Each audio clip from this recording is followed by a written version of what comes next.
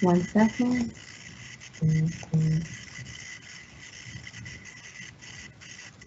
We are live. Okay, good morning. This is Enrique Gonzalez from the Los Angeles County Procurement Technical Assistance Center. Welcome you all for this presentation by the Health and Human Services Office of Small Business.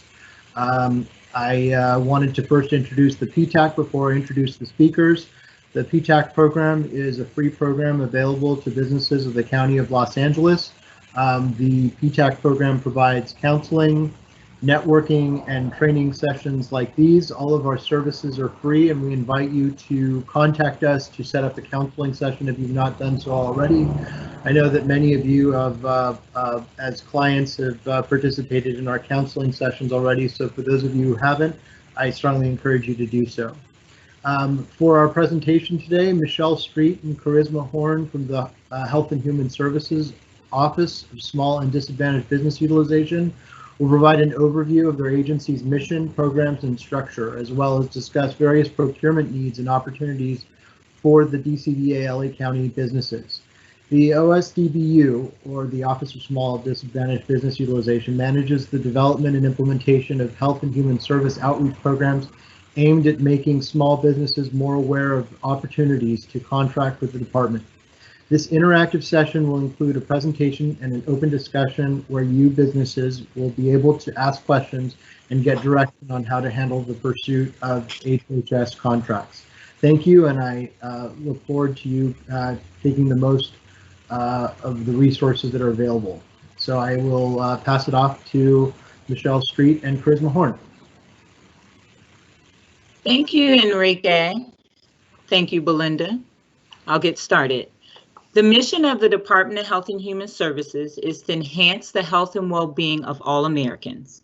How do we do this? We touch the lives of everyone in this country. As for the OSDBU, simply stated, is to support the HHS mission through the utilization of small businesses where possible. The OSDBU is under the division of the Office of the Secretary. The OSDBU reports to the Deputy Secretary in the Office of the Secretary. We administratively report to the Office of Acquisitions.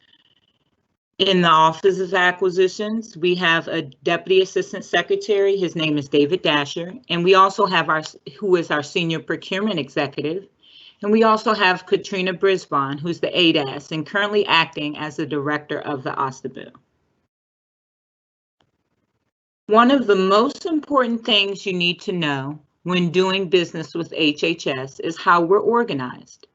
In doing your research, you have to understand our operating divisions, aka our OpDivs, and our staff divisions, aka staff divs. On the left side of the screen is our operating divisions, which are areas that you're familiar with: Food and Drug Administration, the Centers for Disease Control, the National Institutes in Health, and more. On the right is our staff divisions, and they provide oversight to the operating divisions. Here is a brief description to begin to understand the HHS portfolio. Here are some examples of our bigger programs. The National Institutes of Health is one of the largest biomedical research entities in the country. There is a lot of vaccine research done within NIH, as well as about $1 billion is spent in R&D a year. NIH purchases a lot of IT and lab equipment, construction services, scientific and technical consulting, as well as we have a very large staffing contract for scientific support, which is Kelly's Services, where about $280 million is spent annually, where there are a lot of subcontracting opportunities available in this area. The small business-friendly procurements within NIH include construction, IT, administrative support, and janitorial services. The Centers for Medicaid and Medicare Services deal with the fraud, waste, and abuse of Medicare and Medicaid programs. They have implemented the Affordable Care Act, also known as Obamacare. CMS spends about $2 billion a year, and most of the purchases are in IT. Some of the private contractors include JDI GDIT, Accenture, Booz Allen, Serco, and more. They do a lot of contract center operations and call center support. CMS's most common procurements for small businesses are advertising, data processing, computer system design, and administrative and general management. Indian Health Services, they provide services to American Indians and Native Americans. The IHS procures services, goods, and supplies to support federal activities to include medical, surgical, and dental equipment and supplies, construction, renovation, and repair of buildings and infrastructure systems, office machines and supplies, and temporary help solutions with doctors and nurses and other medical professions. The Food and Drug Administration, they regulate the manufacturing for food, drugs, and biological products and medical devices, which include veterinarian drugs, cosmetics, and ensuring our food supply safety. The FDA regulates the manufacturing, marketing, and distribution of tobacco products. Some types of procurement they award include consulting services, public relations, advertising for education, tobacco and vaping drug campaigns. The Centers for Disease Control. They respond to illnesses like outbreak of Ebola and COVID-19. The CDC spends majority of its obligations in vaccines. However, they do many opportunities under the simplified acquisition threshold. Some of the small business procurements are IT equipment, staffing, IT supplies, and lab supplies. ASFR coordinates the national response to disasters and emergencies. They're big in the news now to do what's going on with the pandemic. Some big programs include BARDA, which support the countermeasures such as vaccines and drugs, but they also have oversight in the Strategic National Stockpile, where we house our life-saving supplies. We do buy in the time of emergency, but the stockpile is in constant need for replenishing. Some common procurements are construction, professional, and scientific technical services. HRSA focuses on improving healthcare for the geographically isolated and economically medical vulnerable. They allocate funds to end the HIV epidemic.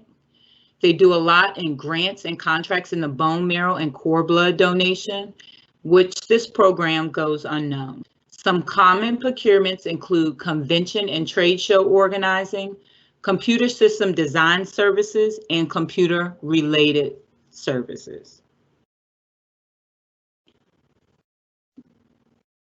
Geographically, HHS is organized into 2 regions. Each has a regional director. We have about 85,000 employees across 10 regions. Our buying at HHS is decentralized, as evident, and we have about 11 heads of contracting that make up decisions that oversee about 50 contracting offices. To support the HHS portfolio, we currently have 7 small business specialists, and HHS obligates about $2.2 trillion a year.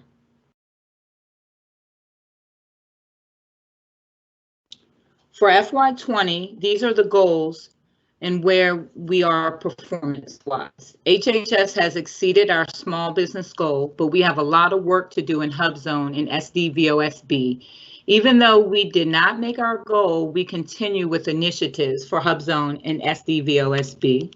If you as a small business are interested in our HubZone initiatives, where we're spotlighting HubZones on our website, as well as showcasing them in front of acquisition professionals, please reach out to us at our OSDBU customer care at sbmail@hhs.gov. These are some of our top NAICS for HHS overall.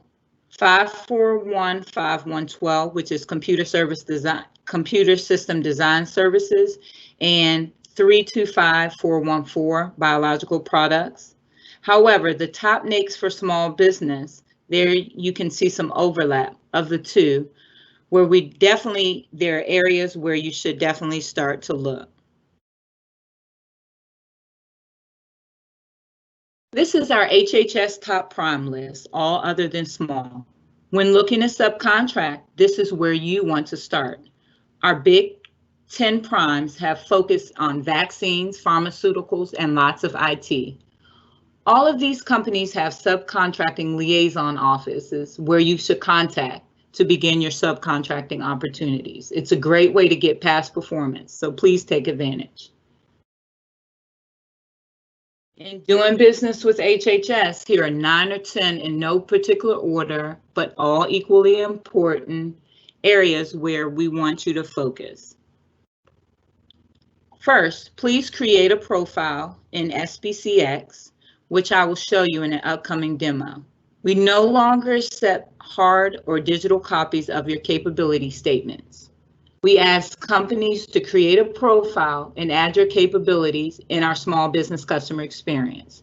You can go right into the portal and upload and fine-tune your own profile and edit and change whenever to always have something current.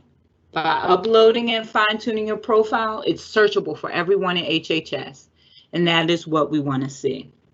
We also want you to review our forecast. You can access our forecast at the osdbu.hhs.gov. Please search betasam.gov for HHS sources sought notices, special notices, and solicitations. I'm sure that your PTAC has already shown you how to do that. If not, it's a great way to utilize them. We want you to attend our HHS virtual teleconferences for vendors, outreach sessions. They happen every second Tuesday of the month from 9 to 4. Registration opens on our website at least 2 weeks prior at 7 a.m. and it fills up quickly where you can attend, and you as a business can attend up to 3 times a year. There's a list of our HHS sponsor events on our website, which you can register straight from the portal, which you'll see how to do in the demo today. We also want you to know how and what the agency buys. We purchase a lot of IT through the NITAC program. The NITAC program sits within NIH, and they award and administer the CIOSP3, CIOSP3 Small Business, as well as CMS also has an IT contract called Spark. Check those out. We want you to review the HHS budget in brief. It tells you from a money perspective where the money goes, and it gives you an idea on what the priority is. And if you have a solution on where the money falls or goes, this is where you want to target. Every 4 years, HHS updates its strategic plan and describes its work and addresses complex, multifaceted, and involving health and human services. You want to align what you are doing to the goals and the priorities of the agency. So make sure you check out that strategic plan. If you want to propose innovative ideas that meet specific research, if you have specific research and R&D needs and solutions, please contact our SBIR and our STTR programs. We have a couple within NIH, FDA, CDC, and ACF, which is Administration for Children and Families. All right, now we're going to go to our demo. If you give me a couple of seconds to bring up that screen.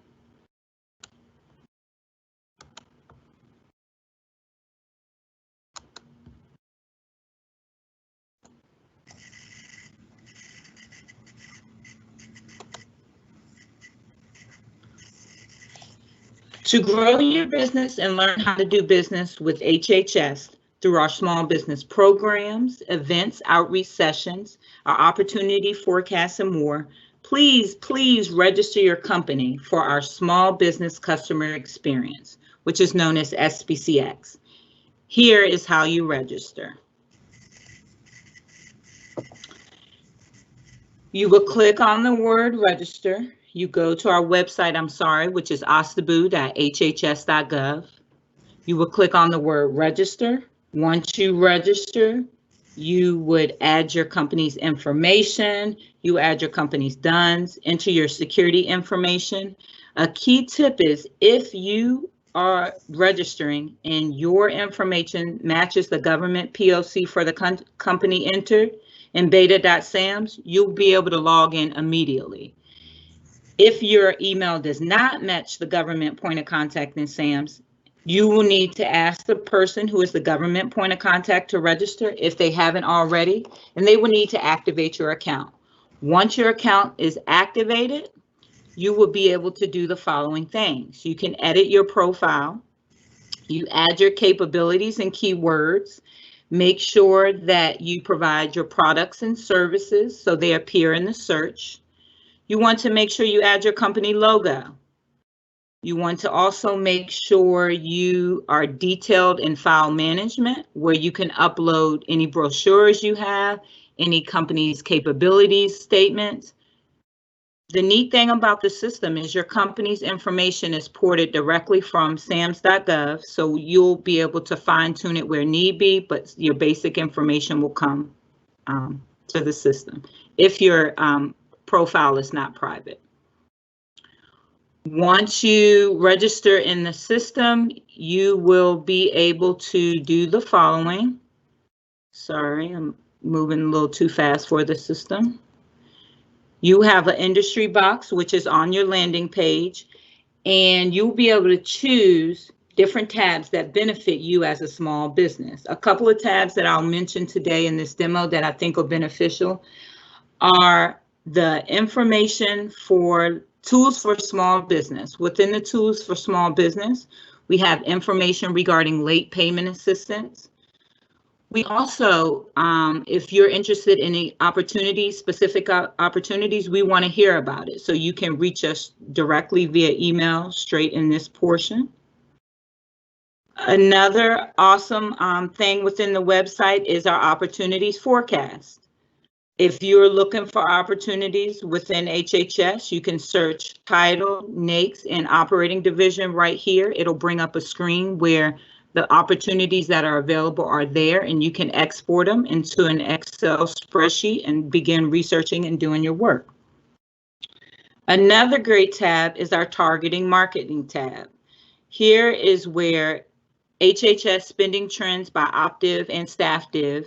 You'll know the different spending trends, and you can look them up and download each one pager specifically for that OpDiv and get some information there.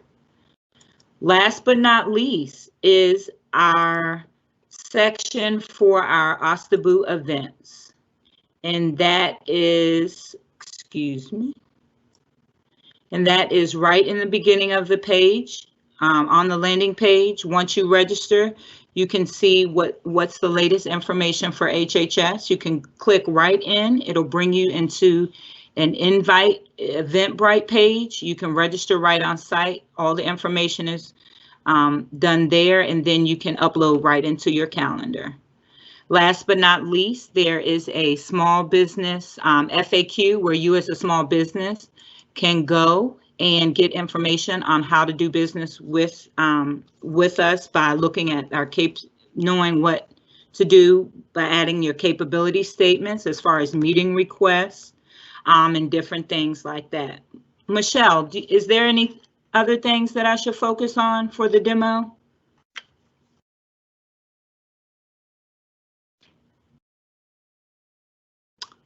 All right. So that being said, that was just a brief overview. If you as a business are interested, we will have the information on the screen where you can provide your information as far as if you need help to log into the system. Thank you, Belinda. You can start the Q&A. Thanks, Karisma. So we only had a couple of questions. Somebody had asked if you could provide the email address that was just mentioned. I think in regards to when you were mentioning PTAC in one of the earlier slides and sam.gov. Say it one more time. I couldn't hear you. It was a little muffled. Okay, 1 second.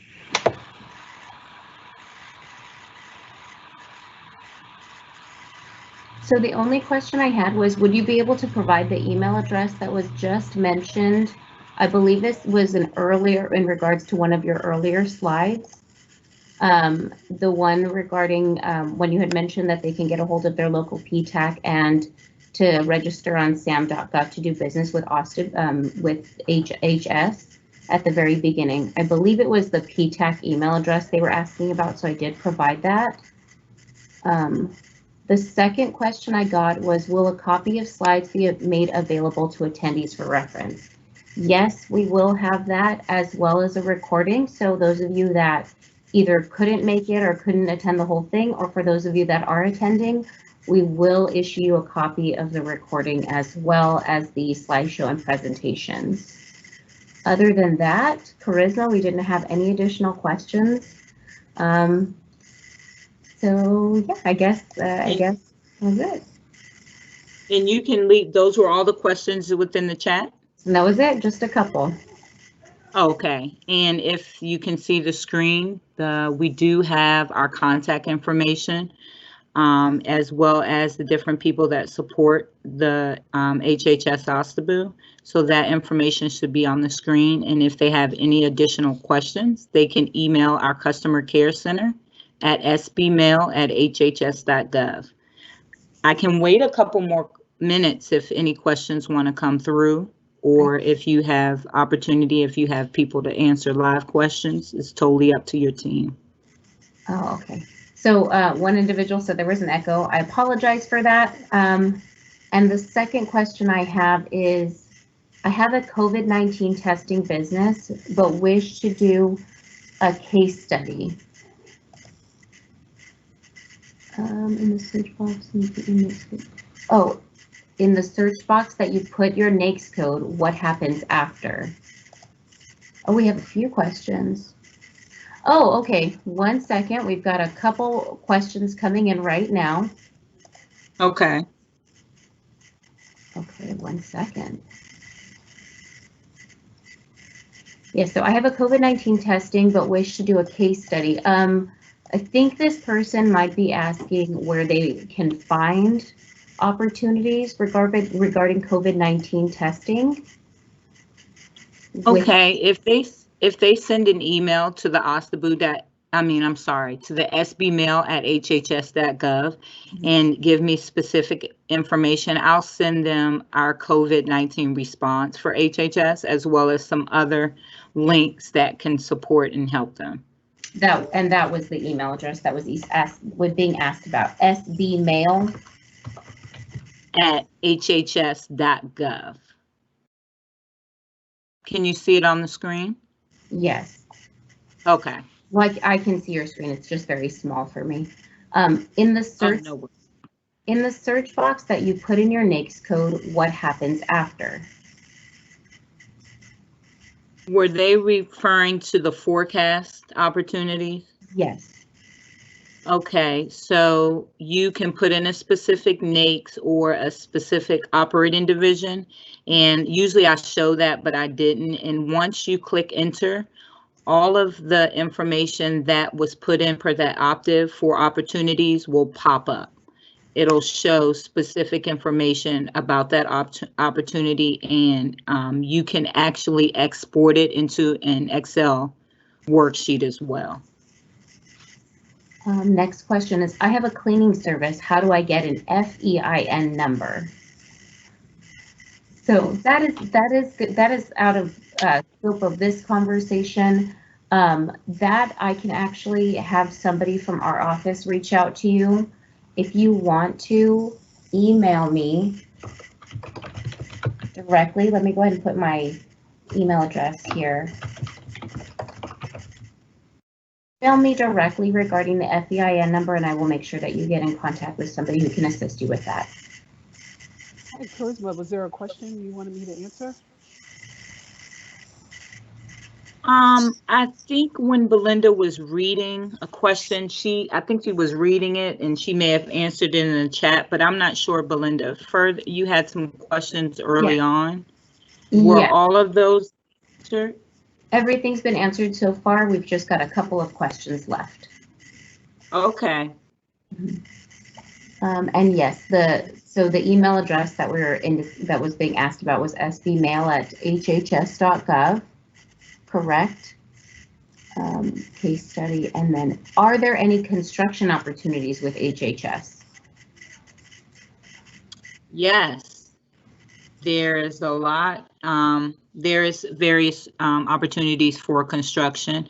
Again, if you look on betasam.gov, as well as if you look at our forecast, but if you email me, we can get you going with an event with our vendor outreach sessions where you can get to know what's available and how to do business with HHS.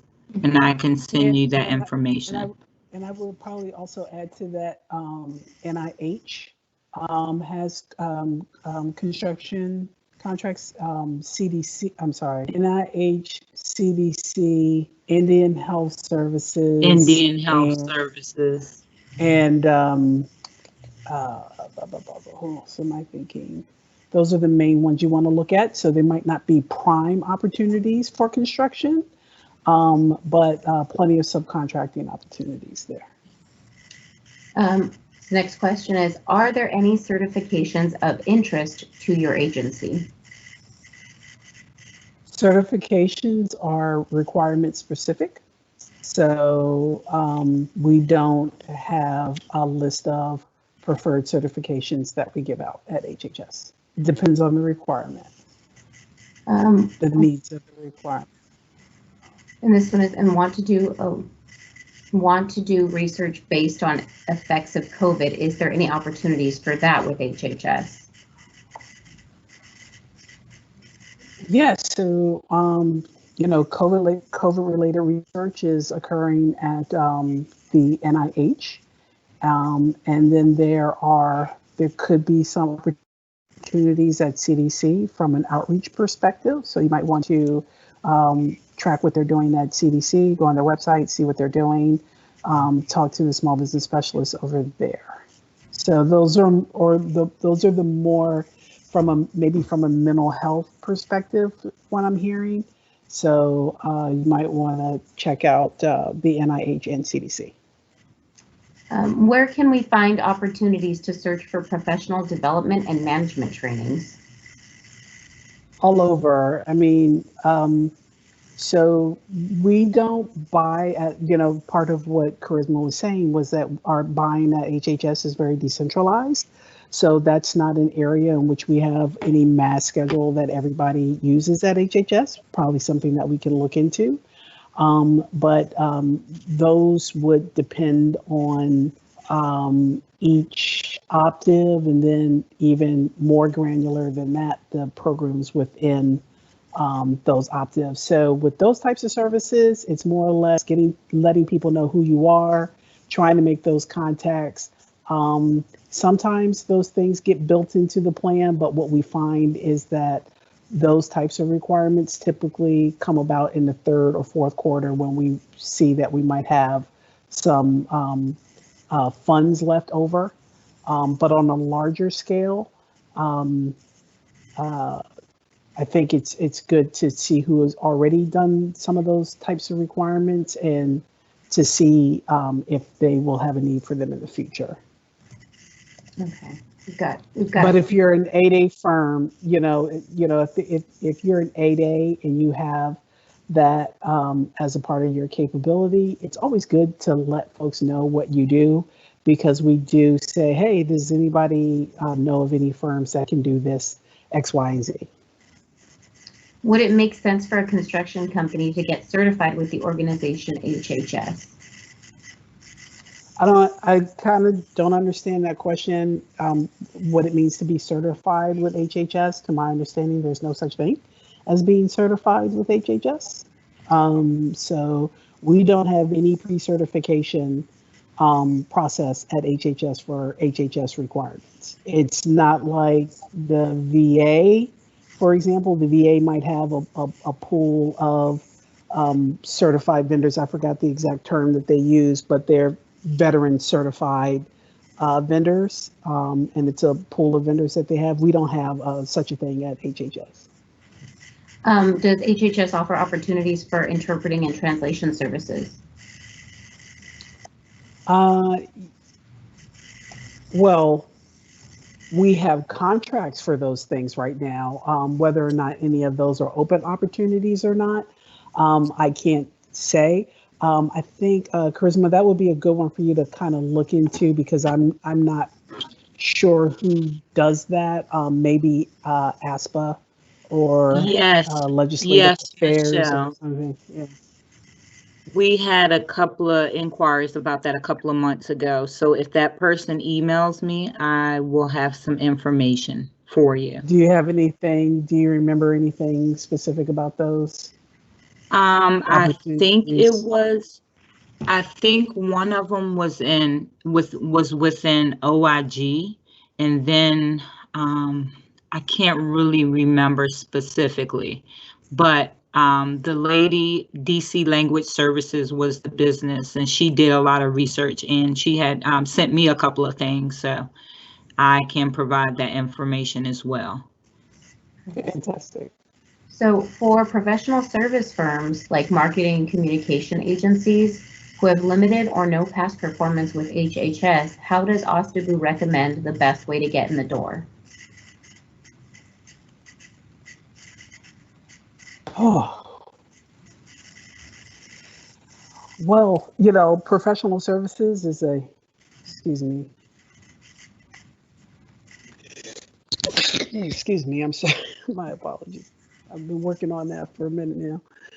So professional services is a pretty broad category, so you would need to get more specific. The professional services category could run the gamut from IT to all kinds of things, so you would need to be more specific. I would also encourage the asker of that question to join us for our office hours. So it's very important for you to really understand how your solution, the services that you provide, can help. So that's a very, very general question that I can't even begin to unpack right now, because it doesn't speak to specifically what you do, specifically to, let us know what problems are out there that you can help solve. I hope that makes sense. So, that question is a bit general, that you might need to tease out some more specific questions from that. In other words, I offer XYZ services. Typically, people or organizations that have XYZ or ABC problem reach out to us for our services, in which we do the following. Where an HHS could use those services. And not to mention, you do have your local PTAC. So if, government contracting is something that you're still trying to break into or it's new, you can reach out to us, your local PTAC. We can be reached at office osb@dcba.lacounty.gov. I'll go ahead and put that in there, as well as my personal email as well. So you just reach out to us whenever you're ready, and we could probably give you a little bit more information, especially only because we're really limited on time right now, and that is kind of a pretty general question, like Michelle mentioned. Yeah, and again, one of the things that I would encourage folks to do is, when wanting to work with the government, a lot of times the government is not the first place that you should go to start asking your questions. Mm-hmm. The first impression is very, very important. The first impression you make. So if you're coming to me, so here I am, we're having this conversation right now. And if you come to me and let's say you get through to someone in the government, right? You get through and then you ask them a question like that. You have to think, if I only had one or two questions to ask, what are those one or two questions going to be? How can I get the most information out of the one or two questions that I have? You might only have one question. You might get 5. Put them in order of importance of the information that you really need. Okay, because sometimes you need to know what your elevator pitch is. You need to know it in 15, 30 seconds, a minute, 2 minutes. Sometimes you may have 5 minutes. Same with the questions. And so what happens is you don't want to miss an opportunity to get valuable information when you have an opportunity to speak with somebody, either in the program side or the acquisition side. So your PTAC, and this is why we come through the PTAC to have the discussion with you all. Your PTACs are very, very valuable because they can prepare you for the conversation. They can prepare you with the questions that you can ask, because there are questions that you don't want to ask the government that you can ask your PTAC, right? So don't waste your questions, right? Don't waste your lifelines. Okay. I was watching that show the other day. What is it? Who Wants to Be a Millionaire? For whatever reason, I caught it in a rerun. And you know, it's like, don't waste your lifeline. Don't waste questions that you can ask of SBA, that you can ask for at your local PTAC, that you can ask maybe other small businesses or large primes or other mentoring relationships. Don't use those questions with the government. When it comes to HHS, OSDBU, we are really not here for that. What we're here for is to support very specific requirements, right? We don't give general information usually. This is not what we do, because there are other sources out there that do that. So we don't want to take away from the very good work that they're already doing, probably better than we would do it anyway. So, you know, our responsibility is to focus on the HHS portfolios. So next question. I have a follow-up for the language services. There are a couple of opportunities within CMS with the Children Health Program, the CHIP program within CMS, and that's a good place if you wanted to get started. The Centers for Medicaid and Medicare. Next question is, does it show point of contact? The websites and demos. Is there a point of contact? For what? I probably through when you go to the website demo. I assume that would be what they're discussing. Literally, question is, does it show POC? Yes, I'm the point of contact for the website. Mm-hmm. If you have any specific questions, you can also email that SB mail, that customer care center, and that information will get funneled to me as well. Perfect. Next question was, what is a hub zone? And that one I just answered. It's a federal contracting program issued through the Small Business Administration. If you want additional information on a hub zone certification, I put my email address in there, so you can feel free to reach out to me directly. We can talk about how to get you certified with that as well. Does each HHS region have its own small business specialist? No, the small business specialists are not assigned by region. They are assigned to specific optivs and staff divs. If you, I see Karisma still has the slide up. So for example, Anita Allen supports CMS and NIH. Wayne supports NIH and HRSA. Natasha supports FDA and NIH. Allison supports the PSC. So they support the optivs and staff divs. And PSC actually supports the staff divisions that don't have their own contract shops. The next question is, I focus on baby products. You mentioned a specific program segment regarding families and children. Can you repeat that?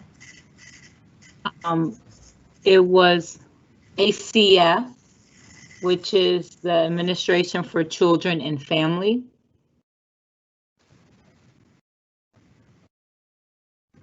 Writing that in there. Okay.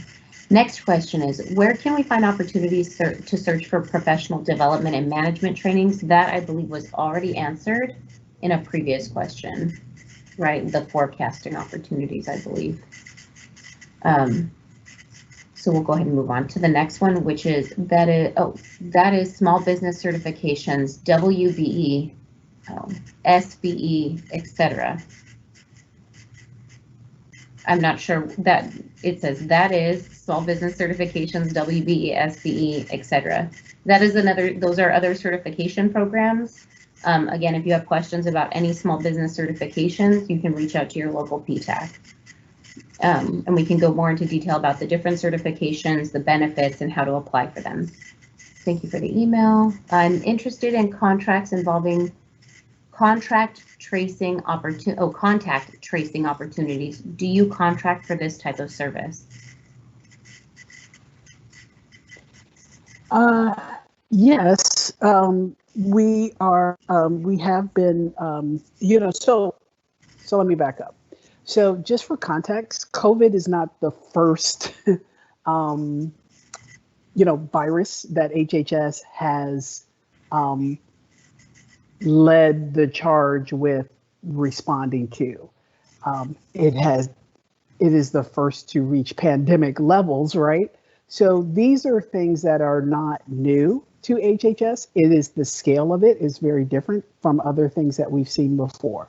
So that being said, when you're looking at so HHS, it seems like we have a lot of overlapping missions, and we overlap in some ways, but instead of looking at it in terms of overlapping, look at it as supporting, right? So one of the ways that the CDC supports the COVID response is through outreach and education, right? And part of that outreach and education is contact tracing. So CDC is a place that you want to get to know. You want to get to know the folks in CDC and to understand their portfolio and who's doing that. So once you've done some research into CDC, then you'll probably be at a good spot to talk to the small business specialist at CDC. That's Gwendolyn Miles. Now, that being said, they're not necessarily the only ones that are going to be doing contact tracing. So at the moment, I'm not aware of any solicitation that's on the street right now. Karisma, we can certainly help to look this up. Maybe if you want to look at our source that we have, Karisma, while we're on the line, look in our tool and to see if you see anything that has to do with contact tracing or who would have, what other areas in HHS have purchased it in the past. But I would say CDC is a good place to start. So the next question I have is, I have a trucking company. Is there opportunities for long haul? I don't know. That's hard to say, right? So in terms of prime contract, you have to look at the service that you provide, and you have to look at it as, is it going to be an opportunity for prime contracting or subcontracting, right? And I've met people who've existed very well, very successful companies off of subcontracts. Sometimes what you will see is opportunities as subcontractor because that work is a part of a larger procurement, right? So let me give you an example, and I don't know whether this is true or not. I don't have any facts to back up what I'm about to say, but I'm just trying to give you a general idea. So we're at a place in the COVID response where we know, because we watch the news, that there's going to be a big rollout of the vaccines, right? That is imminent, right? And so we know that the government is going to be responsible in many ways in some way, to getting these medical countermeasures, is what they're called, to, the states and to, the hospitals and different places, or however that might occur, right? This is me watching the news just like you are. I'm not speaking as anybody who knows anything right now, but this is how I want you to think about it, right? So is it necessarily that we're going to have a separate contract for the transport of medical countermeasures? Maybe not. A good place to ask in HHS if that's a possibility is ASPR, the Assistant Secretary for Preparedness and Response. And that organization, that operating division is representing HHS in Operation Warp Speed, along with DoD and other agencies.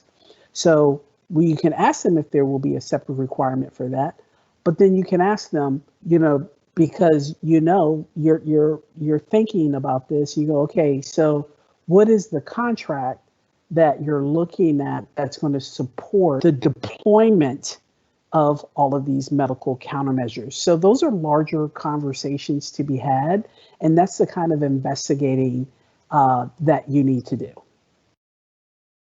So, keep in mind, and I'm just saying, Belinda, to your group here, that the OSDBU doesn't have all the answers, right? We don't have all the answers, but we can give you a way to think about the HHS portfolio in a way to help you shape who you need to speak to, what the conversations could kind of look like, and then how to market your solution to HHS, right? Because we don't know all the procurements that are coming out. A lot of times we don't know them until we see them come across our desk. So we don't have a crystal ball either. But the crystal ball we have is the same as the one you have. And that's by turning on the news and hearing what's going on. Because every time you hear something in the news, that's a requirement for the government that's going to be coming down. And Belinda, if it's okay, I'm going to give you an example. A couple of years ago, when the current administration first came into office, there was a lot of activity along the border. And so they started to build temporary housing and things like that. So there was a lot more activity in border cities than there probably was in the past. I remember being contacted by a small business, and he saw that on the news, and he said, HHS is going to need to feed those folks. This is what I have. I have trucks. I have food trucks. And this is what we can do. And this is how we can help get food to the folks that are in that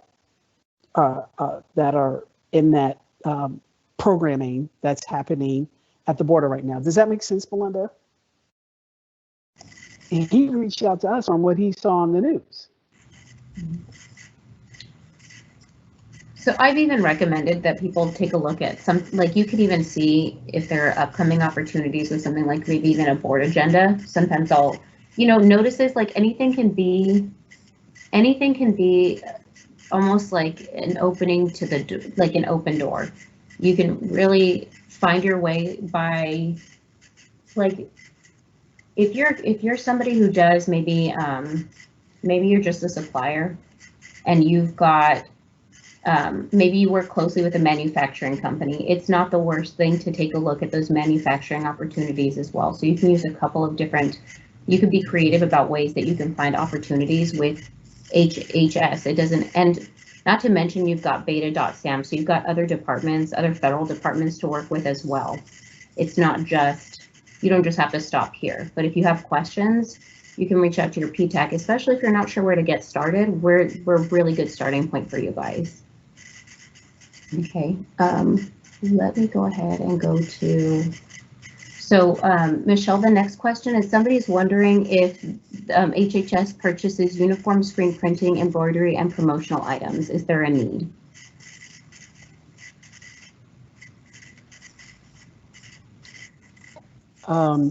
Embroidery, promotional items, uniforms, and screen printing. Yes. Yeah, I mean, I would suspect that, there are uniforms from a perspective of, we do have areas where I'm trying to think specifically, so for example, OIG, Office of Inspector General, we might purchase things like that there. It's not a big area of spend. IHS does have a hospital that they run. So I don't know what kind of work might be subcontracted out there. You know, you have janitorial services, those types of things. You know, we're not DOD, right? So we're not our mission does not support a lot of work that would require people to wear a uniform, right? So, you know, you have to think about that as well. So embroidery, you know, again, that is something that is probably not done in a high volume. You know, this would be the first time in my years of working at HHS and acquisitions that I've heard the term embroidery as being needed in any other acquisitions. But you never know, you know, when they're going to, you know, there might be a need as a micro purchase or something. So those things are a little less likely, not a high dollar value or a need really at HHS, I would say.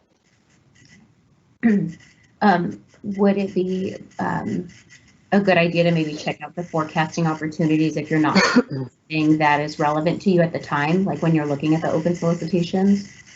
Yeah, I mean, you can look there. I think the best indicator of what HHS buys is what we've bought before. And I would say that for most of the government, we buy things and we tend to buy the same thing. Now, it might not be the exact computer or the, you know, exact, you know, widget or service, but, you know, the mission doesn't change, right? So a good indicator of future spend is past or current spend.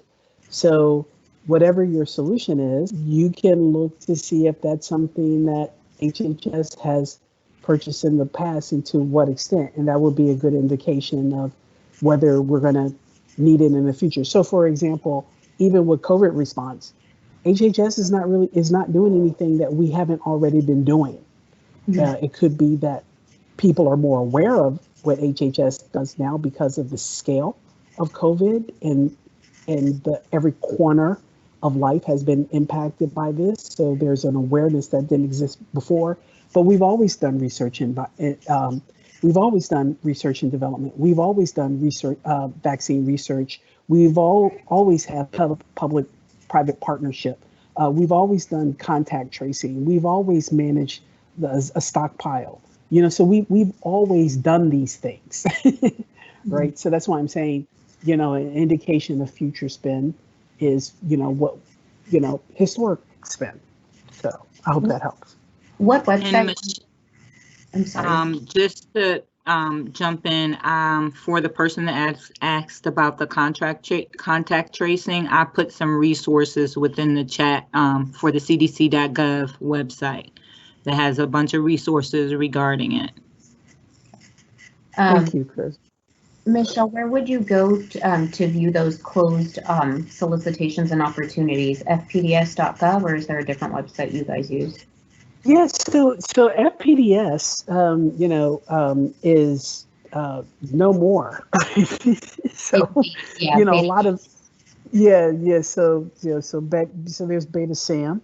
USA Spending, you know, can get you the transaction of the organization. You can do that as well. You know, you might have to get in there and, you know, run some pivot tables and things like that. You know, none of these systems are all that, you know, easy to get information out of, but that's because it's a lot of information to give. You know, when you look at HHS alone, that had, you know, $40 billion in contract spend last year, right? That's just HHS, but overall, we had, you know, 2.2 trillion in spend in FY 2020, and the increase was due to COVID, but that's in contracts and grants and things like that. And USA Spending houses all that information, not just for HHS, but for the entire government. So it's quite a repository of information. So you might have to dig a little bit, but that information is there. Got it. The next question I have is, Hold on, I just lost it. I'm a blogger, writer, expert in domestic violence. Would I be a good fit? And actually the question after that is basically same thing. They're asking about their industry. So for those of you that are asking about, does HHS have opportunities in my industry? You would have to check the HHS website to see what opportunities are currently available. And like Michelle mentioned, check websites like beta.sam.gov and usaspending.gov. And what you can do is you can actually pinpoint what HHS has purchased in the past. And if it's something that you sell, then yeah, you'd be a great fit. If not, then maybe you'll want to focus on different departments that are targeting what you sell. And you can very well do that in both of those websites. And that might give you a better idea of who would be a better fit if HHS is not one of those departments for you.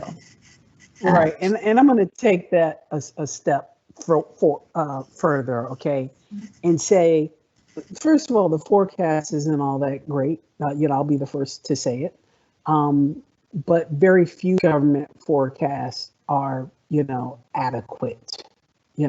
They're just not for a lot of reasons. It's not because of intent. It's just there are a lot of reasons for that. Okay, and even if you did know who purchased what you did, what are you going to do? You're going to do a NAICS search. What are you going to do, right?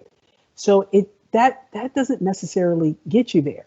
What gets you there is there has to be, before you even get to what your solution is, what your product or your service is, you have to understand the mission, right? So so Karisma had a list of operating and staff divisions, and each one of those has their own website. I would recommend you start Googling the website, because I promise you, if you went to the NIH website to really learn about NIH, to see if that's a fit for you, it would probably take you a few weeks, maybe even a few months, right? So it's not just what we bought in the past we'll probably buy again. It's not just that. It's understanding the mission and what they do. And what that does is then when you get to the contract information, that now you have context for it. You understand what I'm saying? You have context for it. And I think that's a piece that's missing a lot of times with small businesses. The small businesses that have contracts with the government, and I'll just speak with HHS and the ones that I'm very aware of, and Karisma, you can probably co-sign on this too. They are acutely aware of mission. They are acutely aware of specific areas within HHS and who the key players are, right? Mm-hmm. So they're not hunting for the contract. They're not hunting for the contract. What they're hunting for is the understanding of the mission and the key players. And with that, the contracts will come. Thank you. So I hope you guys just took some good advice from that. For the last person that asked the question, I put HRSA and SAMHSA, that you could start their website, that you could start your research with to get you going. In the chat. What was that one for? Domestic violence. The last question someone asked. Oh, yeah. Okay, got you. Thank you. So we've got, I know we're at a minute over 11, but we've got a couple more questions to get through, quite a little handful. So I'll just try to get no problem kind of quickly. The next one's more of an introduction. So Kim just wanted to say that she's a family mental health and substance abuse provider, starting a new business, interested in contracts for services, and also interested in COVID-19 screening and testing. And she's a site to be able to conduct those services. So if you feel like you're a good fit for HHS, follow the instructions on the presentation so you can work with them. If you have questions about, like, hey, since I know you are just getting started, Kim, reach out to your local P-Tech just to make sure you've got all your licenses and registrations taken care of before you start contracting with HHS. I'll go ahead and put my email in the chat or in response. And also to follow up on what you were just saying, that's what I'm talking about, right? There's literally an optive in HHS that has substance abuse in the title, right? And I just put it in the chat. Right, it stamps it, right? And so that's the kind of thing, before you start talking to anybody, then, you know, really start investigating, you know, what this is all about. So the conversation should look something like this. I see that you do this type of work, right? Mm-hmm. Like, so already know what they do before you have the conversation. Mm-hmm. Yeah. Even before you meet with the small business specialist. I remember talking to a company one time, and they called their office, and they said, I'm meeting with the CIO tomorrow. I said, what CIO? Who? And they were trying to get some information, but at the end of that conversation, I said, with all due respect, I don't think you're ready to have that meeting. I would reschedule. Because I started off by saying to her, I said, every operating division has their own CIO. So who are you meeting with? And she wasn't clear. So what happened was she met someone who knew someone who was able to get her a meeting. Fantastic. Now here you are, you have a meeting tomorrow with somebody and you don't even know the lay of the land. There's a whole CIO council, right? And so I don't know what happened, but what could have happened is, and I hope this didn't happen, if she went forward with that meeting, she had an opportunity to speak to a CIO. The first impression is the lasting impression. Mm-hmm. So I said, with all due respect, I recommend that you reschedule that meeting. So I don't know what happened. No, I don't know what happened. So the next question I have is, I have housing for homeless and at-risk youth. Is there funding to help nonprofits with construction expansion of units in the city of Los Angeles? I don't think that's something that Michelle or Karisma are going to be answering because it is related. Well, but I can say this. HHS has a very large grants portfolio.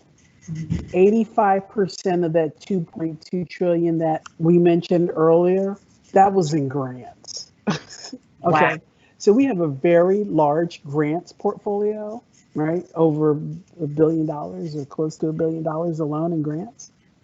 And so some of the work that I've been hearing might be a better fit to look at grant opportunities. So don't forget that as well. It just so happens that we, you know, Karisma and I don't play in that sandbox. We're in the contract sandbox, which is a little different.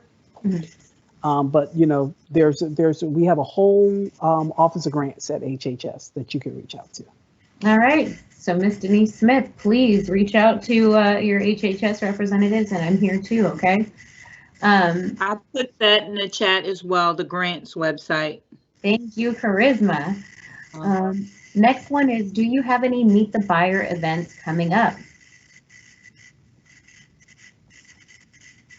Karisma? Well, we do have one of the operating divisions that we talked about a lot today, CMS, and I will include this in the chat once I finish talking to you. They have an industry day coming up tomorrow. Their registration, I think, is still open as this at this point. Once I put that link in, I will go in there really quickly and register. We also, today, every second Tuesday of the month, we have our vendor outreach sessions. We have one today. It's for veterans only, but the next one is in January. Michelle also does office hours, and all of this is in the portal. Once you register in the portal, you can see it, but you don't have to register to see it.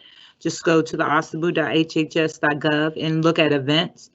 All of those events are events that you can come to free of charge. And most of those events, which is the one that the vendor outreach session, they're matchmaking. So they're 15-minute appointments with the specialist per the optive, as well as myself if you're a Hub Zone company.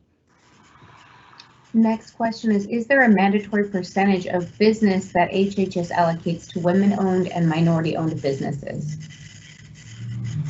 Is there a what? A percentage of business that HHS allocates to women-owned and minority-owned businesses? Like, so it's not it's not an automatic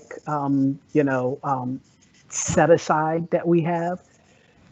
There is a statutory requirement for us to achieve 5% of our buy towards small business, women-owned small business concerns. We've always far exceeded that, anywhere from 8 to 11% on any given year. But we don't set out by saying, well, we're going to do this. So we do have these targets that we are, again, required in statute to achieve. And so does the government as a whole. It's 5%. We do have opportunities. Some are in the forecast, some are not, that are set aside to women-owned small business, and even specifically, if you're an economically disadvantaged women-owned small business, I mean, your PTAC can help you go down that rabbit hole. But so I hope that answers the question. Next question is, how do organizations contract with Health and Human Services to receive clients into their housing programs? So I just want to make sure that the audience understands the distinction between, the Department of Health and Human Services and the maybe a local human services or health services organization. From my understanding of the question, it doesn't sound like that's necessarily something that the Department of Health and Human Services does. So one of the things to remember about the federal government, if you all are new to understand, is we are the Department of Health and Human Services, but we don't do a lot of direct care, right? Does that make sense? What I'm saying, like, we don't do a lot of direct care. We are the policy arm that flows down to state and local governments, right?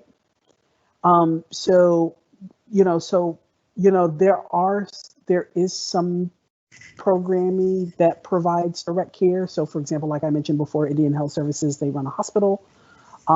There's a hospital on the NIH campus, headquarters campus. But a lot of that has to do with patient care for research, right? So it's not like anybody's kind of driving up there like any other hospital, right? So and you can help me if I'm misunderstanding the question, but that sounds more like a state or local question.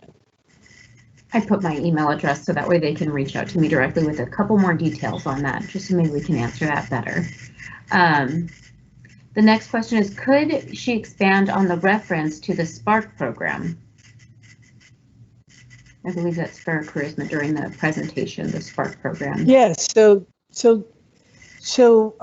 Spark is an IDIQ, indefinite delivery, indefinite quantity contract that CMS awarded for IT. The thing about IDIQ contracts is that there is generally an open period, and then the contracts are awarded, and then orders are issued against those vehicles, and the competition only occurs with those firms that hold that Spark contract, right? And so I don't know, but interestingly enough, CMS is doing an industry day tomorrow, and I don't know if you mentioned that, Karisma, but you might want to put that registration, that link. Anita just sent it out again. Put that out in the chat. You might want to ask that question there. You know, so I don't know what their plans are, if they're going to recompete, but there are a lot of small businesses on that. But Spark is no different than, you know, other IDIQ contracts for IT. There are GWAC contracts, which are for government-wide use. Spark is only for CMS use.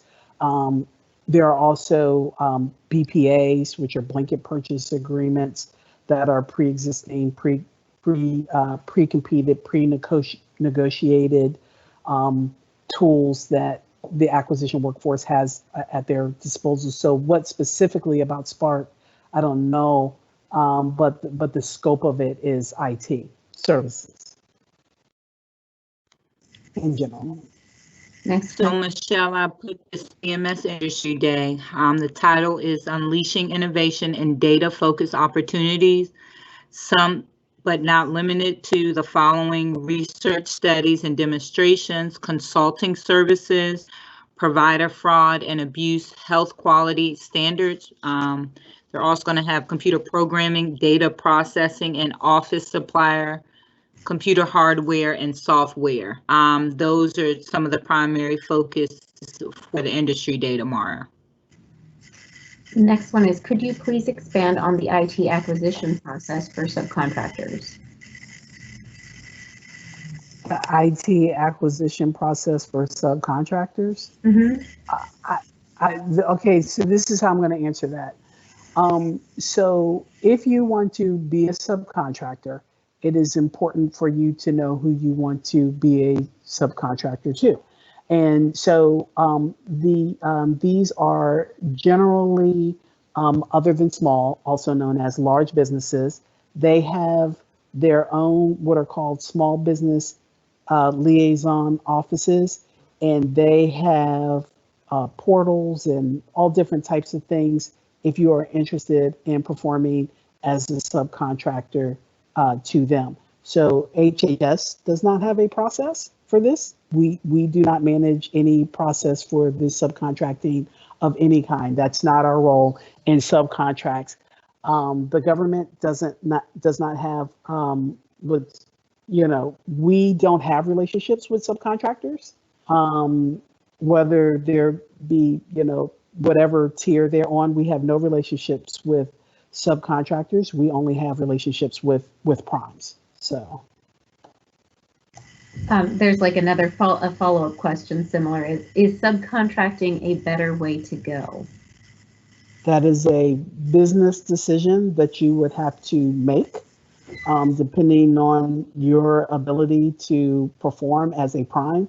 I know a lot of small businesses, they don't want to do that. They're maybe not ready for it. Maybe they don't have the infrastructure to perform as a prime, because that's, there's a lot involved with that. So that's a business decision that you're gonna have to make. We don't advise on those matters, but your PTAC, and again, I keep referring back to the PTAC because I don't think people really understand the value that they can bring in counseling as you are thinking about these decisions that you have to make. We're here. Don't forget about us. No, yeah, exactly. The next question is, I'm a woman-owned small business production company that creates advertising for broadcast and digital based in Los Angeles. What aspect of HHS should I target? CMS and the FDA? I mean, that depends. I mean, HHS, we have a studio. We have a studio that we haven't used it in a while because we haven't been there, but we have a studio. You have FDA, we do a fair amount of advertising at HHS, right? In a lot of different areas. We do advertising through educational campaigns. Some of the campaigns that you see about smoking and all of these things that you see on TV that are coming through HHS, those are done through contract mechanisms. So maybe Charisma, you can reach out to Charisma and she can share with you, some of the areas. We actually responded to a data call about a year ago on areas within HHS that do their fair share of advertising. But yeah, as it started, it's NIH, it's CDC, it's FDA, especially a lot of campaigns out of FDA, and a lot of subcontracting opportunities there as well. Next question is, do you cover services for housing individuals?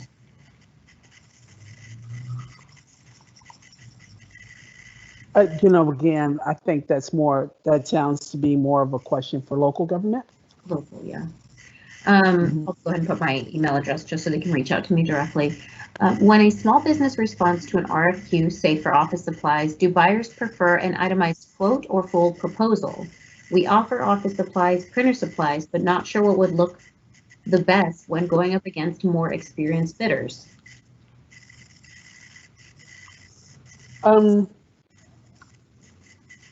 It's, Okay. I would advise it like this. The first thing is to respond according to the requirements of the RFP. If they're saying have photos, if they're saying, we just want line items only and prices, whatever they're saying. If they're saying there's a page limitation, abide by, I'm sorry, my son is in the basement, abide by the page limitations, right? So all of that being said, if you have a question, you can always ask questions of the government during the Q&A. Chances are they'll answer your question. Now, the government does reserve the right to award without answering anybody's questions. But it depends. I know for me, when I was a buyer, when I was in operations, if I could see a picture of something, that always helped me. Just as, you have to think about if you're, people who buy for the government, they're also buyers in their personal lives too. And especially since a lot of things are being done on the internet now, I know when my tendency is for certain types of things is if it says picture not available, I tend to go to the option where there is a picture available, unless I am keenly familiar with, what the item is, right? So, think about it from that perspective and make the best decision that you can there. Thank you. So we just have one more. And as many RFPs and RFQs require us to enter prior work with government contracts relevant to the department or area we are applying. How important is prior experience directly with that public sector versus having similar experience in the private sector? For context, my business offers digital marketing and communication services. Yes, so past performance is important, okay? However, past performance at that specific organization, so past performance at HHS is not necessarily important, or any other government agency, to be honest with you, right? So when that occurs, when you see something that says must have, however many years experience at this place, we call that unduly restrictive. Why does it have to be there? If I've done this work within the past 3 to 5 years, the same work in the private sector or for state and local government or for university, what difference does it make? So anytime you see that, that's when the OSDBU steps in. So you have to let us know when you see requirements like that, because it's called unduly restrictive requirements. And that is actually prohibited by law.